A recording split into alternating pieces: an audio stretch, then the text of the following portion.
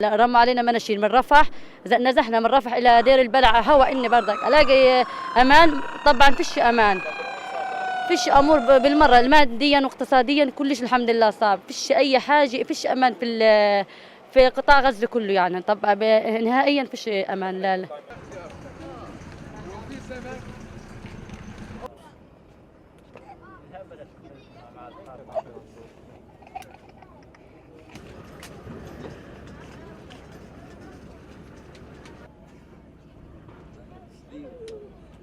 القصف الشديد يعني وصل المدرسة اللي احنا فيها. احنا لما طلعنا والشظايا كثرت في المدرسة. فحفاظا على سلامتنا مدير المدرسة نفسه حكى لنا أنا يعني حفاظا عليكم وعلى سلامتكم بتطلعوا من المدرسة، شوفوا مكان آمن غير هيك، واليهود قالوا لكم توجهوا.